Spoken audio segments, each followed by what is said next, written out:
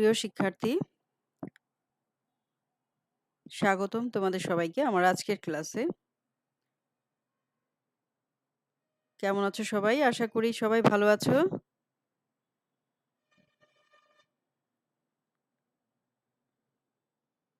তো আমরা আজকে উৎপাদন ব্যবস্থাপনা বিপণন দ্বিতীয় পত্র এই সাবজেক্ট পড়বো। উৎপাদন ব্যবস্থাপনা বিপণনের আজকে আমরা নতুন একটা অধ্যায় শুরু করব, পণ্য ও পণ্যের মূল্য নির্ধারণ। আমরা গত ক্লাসে প্রশ্ন উত্তর নিয়ে আলোচনা করেছিলাম। আশা করি তোমরা ক্লাসগুলো করেছো এবং চ্যাপ্টার শেষ করেছো। গত ক্লাসের পর ওই পড়াগুলো শেষ করেছো। আমরা আজকে নতুন অধ্যায়ে শুরু করব। সবাই থাকবে আশা করি। সবাই মনোযোগ দিয়ে শুনবে, ক্লাস করবে। বইটাও পাশে রাখবে। বই সহকারে লেসন শুনবে যাতে তোমার বুঝতে সুবিধা হয়। সেভাবে শুনবে। বই, কলম, পেন্সিল এগুলো সাথে রাখবে। তো আমরা আজকে পঞ্চম অধ্যায় পণ্য ও পণ্যের মূল্য নির্ধারণ এই চ্যাপ্টারটা বেশ ইম্পর্টেন্ট একটা চ্যাপ্টার। এখানে অনেক কিছু আছে পড়ার এবং বিপণনের সবগুলো চ্যাপ্টারই বেশ বড় এবং প্রায় সেম মনে হয় উত্তরগুলো। যাই হোক এখানে অনেক কিছু অনেক চ্যাপ্টার বড় এবং অনেক জরুরি একটা চ্যাপ্টার, প্রয়োজনীয় একটা চ্যাপ্টার যা এখানে শেষ করতে হবে, পড়তে হবে। ভালো করে পড়লে আশা করি বুঝে যাবে পড়লে এবং খেয়াল করলে। বিপণন এমনিতে সহজ, না বোঝার তেমন কিছু না। আমরা প্রাত্যহিক পড়াগুলোই পড়ছি।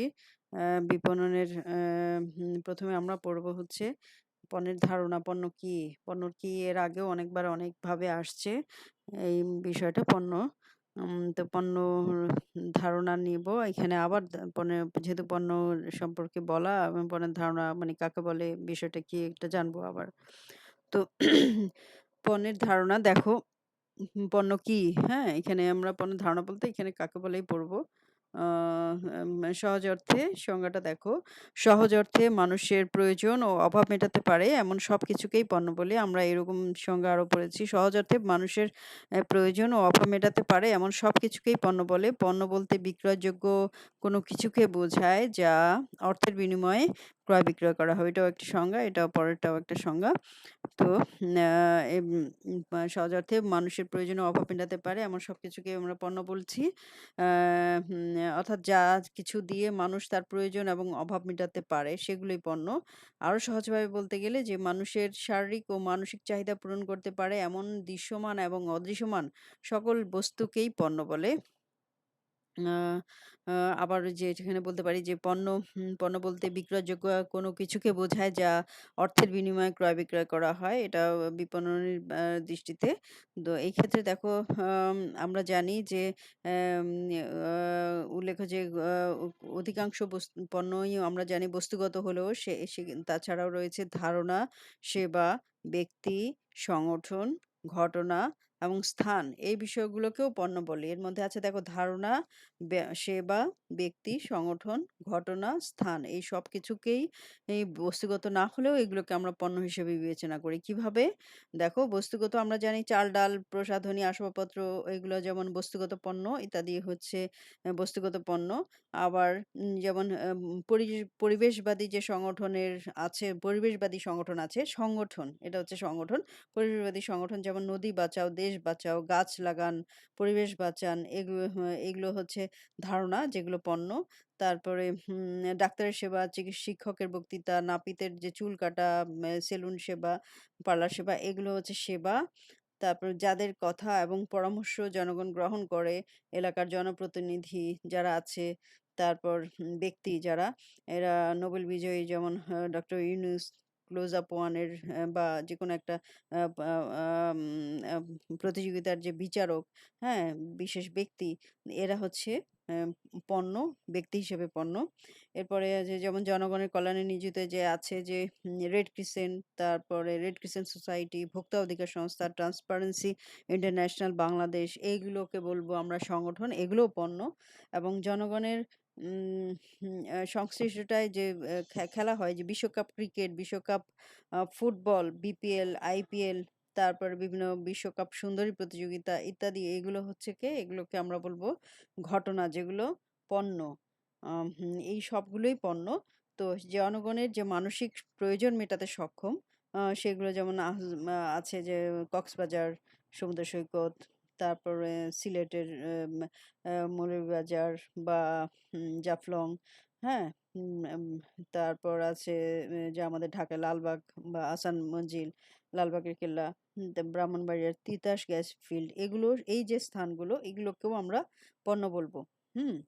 আচ্ছা, এগুলো সবকিছুই যেগুলো মানুষের মানসিক প্রয়োজন মেটাতে সক্ষম, জনগণের মানসিক প্রশান্তি দিতে সক্ষম, যেগুলো অর্থের বিনিময়ে এগুলো এই ধরনের হ্যাঁ, স্থানগুলোতে আমরা ব্যবহার করি, মনোরঞ্জনের জন্য যাই এবং সেগুলো পণ্য। অর্থাৎ স্থান পণ্য হিসেবে ব্যবহার হচ্ছে। তাহলে এগুলো সবকিছুই পণ্যর মধ্যে পড়ছে। এই হচ্ছে পণ্য। আমরা পণ্য বলতে তাহলে অধিকাংশ শুধুমাত্র বস্তুগত ধারণা বা বস্তুগত বিষয়কেই বুঝবো না।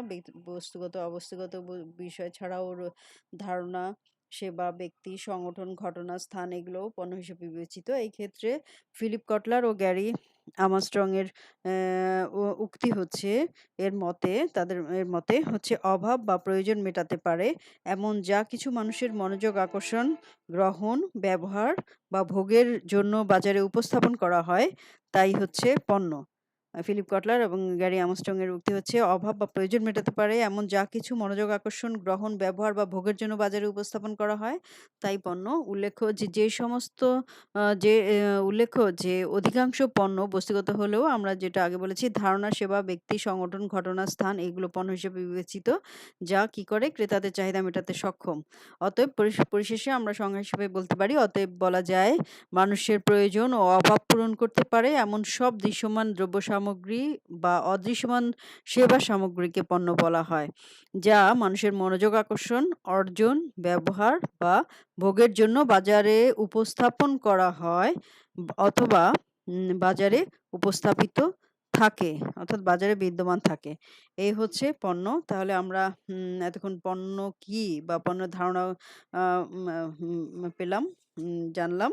আমরা পরবর্তী অংশে যাই। পরে আমরা দেখব হচ্ছে এরপরে আমরা যাব হচ্ছে পণ্যের বৈশিষ্ট্য। পণ্যের বৈশিষ্ট্য কি? পণ্যের বৈশিষ্ট্যের মধ্যে খুব সহজ পড়া, কিন্তু তোমাদের একটু জানতে হবে এই বিষয়গুলো। পণ্য সংজ্ঞাটা ভালো করে জানলে এর বৈশিষ্ট্যগুলো তোমরা ইজিলি পারবে। পণ্যের বৈশিষ্ট্যের মধ্যে আছে, দেখো প্রথমে আছে দৃশ্যমানতা। ৬টা বৈশিষ্ট্য আছে পণ্যের, এখানে ৬টি বৈশিষ্ট্য নিয়ে আলোচনা করা আছে। তো পণ্যের প্রথম বৈশিষ্ট্য হচ্ছে দৃশ্যমানতা, অর্থাৎ দেখা যেতে হবে, তাই তো? দৃশ্যমানতা হচ্ছে পণ্যের, এখানে যেটা লিখেছি সেটা হচ্ছে পণ্য অবশ্যই দৃশ্যমান হতে হবে। যদিও সেবা, ধারণা পণ্যের অন্তর্ভুক্ত।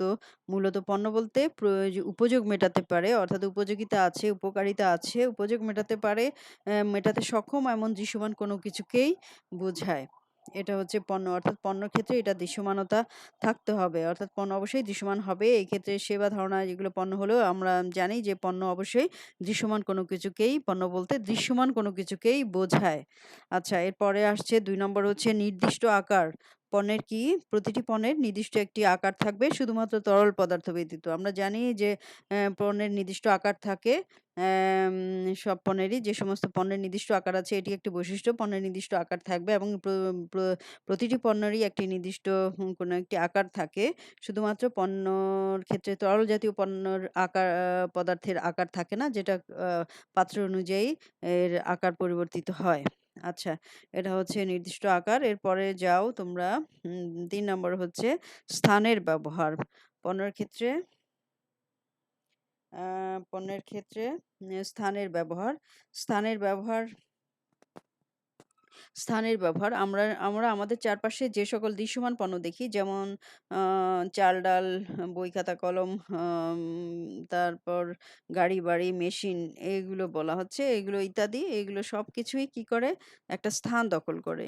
হ্যাঁ? স্থানের ব্যবহার। এই সমস্ত পণ্যর একটা বৈশিষ্ট্য স্থানের ব্যবহার, এবং এটা অবশ্যই দৃশ্যমান হবে এবং নির্দিষ্ট আকার বিশিষ্ট হবে, এবং যেহেতু দৃশ্যমান হয় এবং নির্দিষ্ট আকার বিশিষ্ট হয় পণ্য, সেই ক্ষেত্রে অবশ্যই এটি কোনো না কোনো স্থান দখল করবে, বেশি অথবা কম।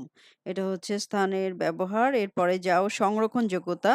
পরবর্তীটা পণ্যের বৈশিষ্ট্য হচ্ছে সংরক্ষণযোগ্যতা। আজকের উৎপাদিত কোনো একটি একটি পণ্য ভবিষ্যতে ভোগ বা বিক্রয়ের জন্য সংরক্ষণ করে রাখা যায়। আজকের উৎপাদিত পণ্য যেটা ভবিষ্যতের জন্য কি করা যায়? ভোগ করা যায় অথবা বিক্রয়ের জন্য সংরক্ষণ করে রাখা যায়। এটা আরেকটি বৈশিষ্ট্য পণ্যের সংরক্ষণযোগ্যতা। অর্থাৎ পণ্যের মধ্যে অবশ্যই সংরক্ষণযোগ্যতার বৈশিষ্ট্যটি রয়েছে যেটা পরবর্তী সময়ের জন্য ভোগ করা যায় অথবা ব্যবহারের জন্য সংরক্ষণ করে রাখা যায়। এটাও পণ্যের বৈশিষ্ট্যের মধ্যে থাকবে। পরবর্তীতে আসো পরবর্তী বৈশিষ্ট্য হচ্ছে পচনশীলতা। পচনশীলতা কি? পণ্যের আরো একটি বৈশিষ্ট্য হচ্ছে পচনশীলতা। প্রায় সব ধরনের পণ্যের ক্ষেত্রেই পচনশীলতা আর নশ্বরতা বৈশিষ্ট্যটা আছে এবং ধরন ও বৈশিষ্ট্য অনুযায়ী কোনো পণ্যের পচন হয় ধীরগতিতে, আবার কোনো পণ্যের পচন দ্রুতগতির হয় এবং যেটা কৃষি পণ্যের ক্ষেত্রে বলা হয় যে পচনশীলতা অনেক বেশি দ্রুত হয়। এই হচ্ছে আরেকটি বৈশিষ্ট্য পণ্যের। সর্বশেষ বৈশিষ্ট্য হচ্ছে স্থানান্তরযোগ্যতা। অর্থাৎ এক স্থান থেকে অন্য স্থানে হ্যাঁ, নিয়ে যাওয়া, সরিয়ে নেওয়া এই স্থানান্তরযোগ্যতা পণ্যের ক্ষেত্রে এই স্থানান্তরযোগ্যতা এই বৈশিষ্ট্যটা রয়েছে। তো স্থানান্তরযোগ্য বলতে ক্রয় বা বিক্রয়ের মাধ্যমে আমরা জানি পণ্যের এক হাত থেকে অন্য হাতে যায়। ক্রয় বিক্রয়ের মাধ্যমে একজনের থেকে অন্যজনের কাছে পণ্য হস্তান্তর করা যায় এবং প্রকৃতিগত কারণে যদি স্থানান্তর করা না যায় তবে এর মালিকানা স্থানান্তর করা যায়। অর্থাৎ স্থানান্তরযোগ্যতা হচ্ছে ক্রয় বিক্রয়ের মাধ্যমে পণ্য একজনের হাত থেকে অন্যজনের কাছে স্থানান্তরিত হয় এবং যেসব পণ্যগুলোকে স্থানান্তর করা যায় না সেইসব পণ্যের আবার মালিকানা হস্তান্তর করা যায়। অর্থাৎ এটিও স্থানান্তরযোগ্যতা এবং যেটা পণ্যের একটি বৈশিষ্ট্য। তাহলে এগুলোই হচ্ছে পণ্যের বৈশিষ্ট্য। তাহলে পণ্য হচ্ছে মূলত দৃশ্যমান এবং অদৃশ্যমান বস্তু যেকোনো বস্তুকে আমরা পণ্য বলছি যেগুলো অ স আম সেবা তবে পণ্যের পণ্য এবং সেবার সব সেবারও কিছু আলাদা বৈশিষ্ট্য আছে পণ্য সেবার ক্ষেত্রে এবং এবং সেবা থেকে যে কারণে পণ্যকে সেবা থেকে আলাদা করা যায় সহজেই এই সমস্ত বৈশিষ্ট্যের কারণে। আচ্ছা আমরা এর পরবর্তী পড়াতে যাই। আমরা এর পরবর্তী অংশে পড়ব হচ্ছে পণ্যের দেখো আমরা পরবর্তী অংশে যাব হচ্ছে পণ্যের বা সেবার স্তরসমূহ। পণ্য সেবার যে স্তর রয়েছে এটা খুব ইম্পর্টেন্ট একটা টপিকস তোমাদের চ্যাপ্টারের যে পণ্যের স্তরগুলো কি, কি? পণ্যের স্তর দেখো এখানে একটা চিত্র দেয়া আছে। এখানে পণ্যের স্তরকে ৩ ভাগে ভাগ করা হচ্ছে। একটা হচ্ছে বর্ধিত পণ্য, প্রকৃত পণ্য এবং আ উম বর্ধিত প্রকৃত পণ্য মৌলিক ক্রেতা ভ্যালু ১ নম্বর মৌলিক ক্রেতা ভ্যালু, তারপরে আছে প্রকৃত পণ্য এবং সবশেষে আসবে হচ্ছে বর্ধিত পণ্য। ১, ২, ৩ সার্কেল থেকে মৌলিক ক্রেতা ভ্যালু, এরপরে আসবে প্রকৃত পণ্য, তারপরে আসবে হচ্ছে বর্ধিত পণ্য। এটা হচ্ছে পণ্যের ও সেবার স্তর এবং এটা নিয়ে আমাদের আলোচনা করতে হবে এবং এটা একটা খুব ইম্পোর্টেন্ট টপিকস এই চ্যাপ্টারের মধ্যে। তোমার এখানে বিভিন্ন প্রশ্নে আসে ক, খ এবং বিশেষ করে অনুধাবন জ্ঞানমূলকে তো অবশ্যই আসে। তো এখানে আমরা জানি এরপরে এই চিত্রটা দেখো চিত্র অনুযায়ী এর পরবর্তী অংশে আমরা আলোচনা করব। আহ, উম, দেখো এখানে বলা আছে দেখো ফিলিপ কটলার ও গ্যারি আমস্ট্রং ফিলিপ কটলার এবং গ্যারি আমস্ট্রং তার প্রিন্সিপালস অফ মার্কেটিং বইতে পণ্য ও সেবার ৩টি স্তরের কথা বলেছেন। হ্যাঁ, ফিলিপ কটলার মার্কেটিং বিশারদ ফিলিপ কটলার ও গ্যারি মার্স্টং তার প্রিন্সিপালস অফ মার্কেটিং বইতে পণ্য ও সেবার ৩টি স্তরের কথা বলেছেন। এখানে এই ৩টি স্তর হচ্ছে মৌলিক ক্রেতা ভ্যালু, প্রকৃত পণ্য ও বর্ধিত পণ্য, যেগুলো নিয়ে এখন আলোচনা করব আমরা। তো ১ নম্বর হচ্ছে মৌলিক ক্রেতা ভ্যালু। মৌলিক ক্রেতা ভ্যালু বিষয়টা কি? আহ মৌলিক ক্রেতা ভ্যালু হচ্ছে ক্রেতারা, এখানে আমি যেটা দিয়েছি সেটা আগে দেখো, এটার ব্যাখ্যা আমি আরো বলছি। মৌলিক ক্রেতা ভ্যালু ক্রেতারা পণ্য ক্রয়ের মাধ্যমে যে সেবা বা সুবিধা প্রত্যাশা করে তাকে মৌলিক ক্রেতা ভ্যালু বলে। ক্রেতারা পণ্য ক্রয়ের মাধ্যমে যে সেবা বা সুবিধা পণ্য থেকে যে সেবা বা সুবিধা প্রত্যাশা করে তাকে মৌলিক ক্রেতা ভ্যালু বলে। ক্রেতারা পণ্য ক্রয়ের ক্ষেত্রে কতিপয় মৌলিক সুবিধা বা সেবা বিবেচনা করে। হ্যাঁ, এখানে উদাহরণ বলা আছে যেমন চাল, ডাল, চিনি এগুলোর মাধ্যমে কি করে মানুষ ক্ষুধা নিবারণ করে। গাড়ি কেনার মাধ্যমে মানুষ যাতায়াতের সুবিধা প্রত্যাশা করে। হুম এগুলো হচ্ছে মৌলিক ক্রেতা ভ্যালু, যেগুলো যেগুলো ক্রয়ের মাধ্যমে, পণ্য ক্রয়ের মাধ্যমে, পণ্য বা সেবা ক্রয়ের মাধ্যমে যে সুবিধা প্রধান যে সুবিধা প্রত্যাশা করে সেটা হচ্ছে মৌলিক ক্রেতা ভ্যালু। আম উম আচ্ছা, এই ক্ষেত্রে ক্রেতা যে পণ্য বা সেবাটি ক্রয় করে তা মূলত কেন ক্রয় করে? শুধুমাত্র সেবা প্রাপ্তির বা সুবিধা বা সেবা প্রাপ্তির আশায় তা পণ্যটি ক্রয় করে। এই অর্থে ক্রেতা পণ্য বা সেবার সুবিধাকেই ক্রয় করে নেয়।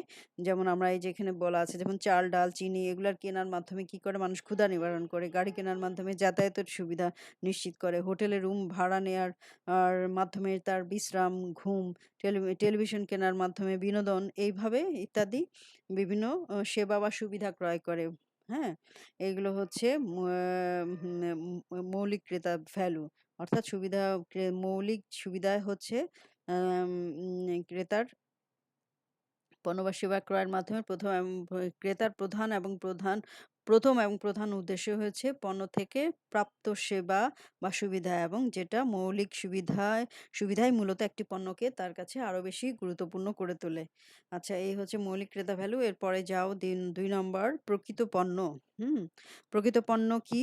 পণ্যের মৌলিক ক্রেতা ভ্যালুর ভিত্তিতে পণ্যের নকশা বা কাঠামো তৈরি করা হলে মৌলিক ক্রেতা ভ্যালুর ভিত্তিতে প্রথম প্রাপ্ত প্রত্যাশিত সুবিধা বা যেগুলো চায়, তাহলে পণ্যের মৌলিক ক্রেতা ভ্যালুর ভিত্তিতে পণ্যের নকশা বা কাঠামো তৈরি করা হলে তাকে প্রকৃত পণ্য বলে। যেমন এখানে বলা আছে, এটা এখানে উদাহরণটা আমি বলে নিচ্ছি। যেমন চাল, ডাল, চিনি কেনার মাধ্যমে কেনার ক্ষেত্রে কি চায়? মান ও প্যাকেজিং চায়। হোটেলে বিশ্রামের সময় অতিথিরা কি চায়? পরিষ্কার বিছানা, টয়লেট, সাবান, তোয়ালে, এসি, গরম পানি, এগুলো সুবিধাগুলো চায়। এগুলো হচ্ছে প্রকৃত পণ্যের উদাহরণ। হ্যাঁ? তো প্রকৃত পণ্য আবার একটু বলি, প্রকৃত পণ্য কি? তাহলে মৌলিক ক্রেতা ভ্যালুর ভিত্তিতে পণ্যের নকশা বা কাঠামো তৈরি করা হলে সেটা হচ্ছে মৌলিক ক্রেতা ভ্যালু। এই প্রসঙ্গে ফিলিপ কটলার আর গ্যারি আমারস্ট্রং এর উক্তি হচ্ছে, প্রকৃত পণ্য মৌলিক সুবিধাকে কেন্দ্র করে আবর্তিত হয় এবং এর মধ্যে পণ্য বা সেবার বৈশিষ্ট্য, নকশা, মানস্তর, ব্র্যান্ড নাম, প্যাকেজিং, এই বিষয়গুলো অন্তর্ভুক্ত থাকে। হ্যাঁ?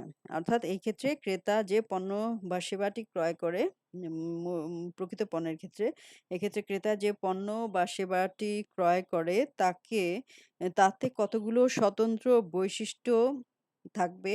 বৈশিষ্ট্য, নকশা, সেই পণ্যের মান স্তর, ব্র্যান্ড নাম এবং প্যাকেজিং ইত্যাদি বিষয়েও সে প্রত্যাশা করে।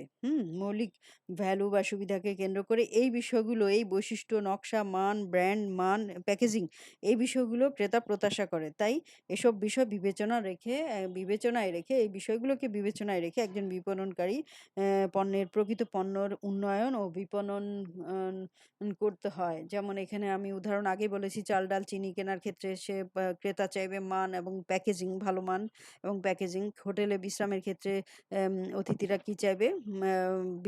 ভালো বিছানা, পরিষ্কার বিছানা, টয়লেট, সাবান, আম ভা তোয়ালে, এসি, গরম পানির ব্যবস্থা, এই বিষয়গুলো।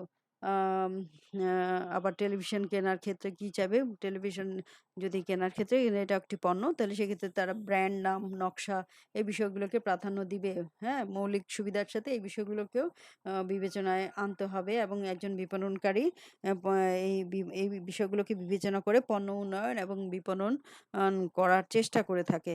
এটা হচ্ছে প্রকৃত পণ্য। এর পরবর্তীতে যাও আমরা আ পরের অংশে যাই। এর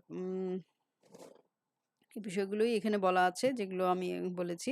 এক্ষেত্রে ক্রেতা যে পণ্য বা সেবাটি ক্রয় করে তাতে কতগুলো স্বতন্ত্র বৈশিষ্ট্য, নকশা, মানস্তর, ব্র্যান্ড নাম, প্যাকেজিং ইত্যাদি প্রত্যাশা করে। তাই এসব বিষয় বিবেচনা করে বিপণনকারীকে প্রকৃত পণ্য উন্নয়ন ও বিপণন করতে হয়, যেটা আমি আগে বলেছি। আচ্ছা, এরপরে আসছে ৩ নম্বর, বর্ধিত পণ্য।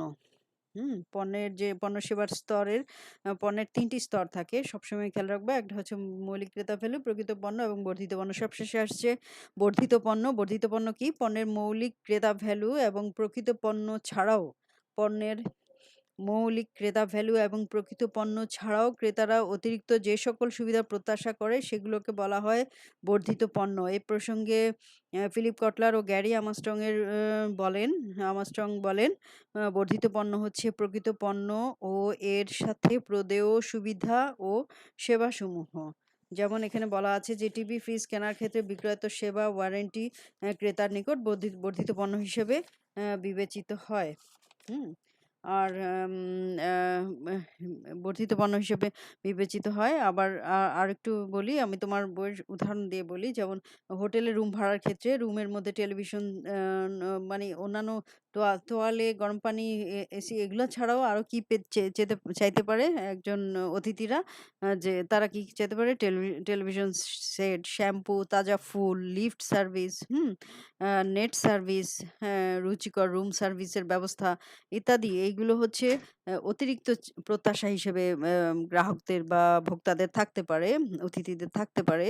সেই ক্ষেত্রে এই যে অতিরিক্ত প্রত্যাশা পণ্যের ক্ষেত্রে এটাকে বলা হচ্ছে বর্ধিত পণ্য। অর্থাৎ বর্ধিত পণ্য হচ্ছে প্রকৃত পণ্য। ফিলিপ কটলারের উক্তি, বর্ধিত পণ্য হচ্ছে প্রকৃত পণ্য এবং এর সাথে প্রাপ্ত সেবা ও সুবিধাসমূহ। অর্থাৎ পণ্যের সাথে অতিরিক্ত যে ভোক্তা সেবা ও সুবিধা যোগ করতে হয়। সাধারণত প্রতিযোগিতায় এগিয়ে থাকার জন্য কোম্পানিগুলো অন্যান্য প্রতিযোগী প্রতিযোগী প্রতিষ্ঠানের সাথে পাল্লা দিয়ে তারা ওই পণ্যের ক্ষেত্রে অতিরিক্ত সেবা এবং সুবিধা প্রদান করে থাকে, যেটাকে আমরা বলছি বর্ধিত পণ্য। আবার যেমন এই যে টিভি, এখানে উদাহরণ বলা আছে যে যেমন টিভি ফ্রিজ কেনার ক্ষেত্রে বিক্রেতা সেবা ওয়ারেন্টি, এগুলো হচ্ছে বর্ধিত পণ্য। একই ধরনের দুটোই। আচ্ছা, এই হচ্ছে পণ্যের যে স্তর, পণ্য সেবার যে স্তর। তাহলে পণ্য সেবার পরিশেষে আমরা বলতে পারি যে পণ্য উন্নয়নের ক্ষেত্রে বিপণনকারীকে ক্রেতাদের প্রত্যাশার ভিত্তিতে মৌলিক ক্রেতা ভ্যালু চিহ্নিত করতে হয় এবং তাছাড়া পণ্যের নকশা, ডিজাইন এবং কাঠামো ইত্যাদি তৈরি করতে হয় এবং ক্রেতাদেরকে সন্তুষ্ট করার লক্ষ্যে ক্রেতা ভ্যালু সৃষ্টির মাধ্যমে বর্ধিত পণ্য সুবিধাগুলো প্রদান করার মাধ্যমে দীর্ঘমেয়াদী একটি দীর্ঘমেয়াদী ক্রেতা সম্পর্ক সৃষ্টির প্রয়াস চালানো হয় এবং একজন বিপণনকারী এভাবে দীর্ঘমেয়াদী ক্রেতা সম্পর্ক সৃষ্টির কৌশল অবলম্বন করে থাকেন বিক্রয়ের ক্ষেত্রে। এই হচ্ছে আজকের পণ্য সেবার স্তরসমূহ। আমরা আজকে এতটুকুই পড়লাম, যেগুলো জানলাম সেগুলো এতটুকুই পড়বো। আমি আশা করব তোমরা সবাই যেভাবে নতুন চ্যাপ্টার শুরু করেছি আমার সাথে সাথে ক্লাসগুলো ফলো করবে, পড়বে, বই হাতে নিয়ে পড়বে কাছে রেখে এবং বোঝার চেষ্টা করবে এবং পড়াগুলো অন্যান্য সব সাবজেক্ট বিষয়গুলোর পড়াই পড়বে, পড়াশোনা চালিয়ে যাবে ঠিকভাবে, রেগুলারলি। আর সবাই ভালো থাকবে, সুস্থ থাকবে। সবাই পরিবার পরিজন সবাই যাতে ভালো থাকে, সুস্থ থাকে, এটাই কামনা করছি। খোদা হাফেজ। ধন্যবাদ সবাইকে।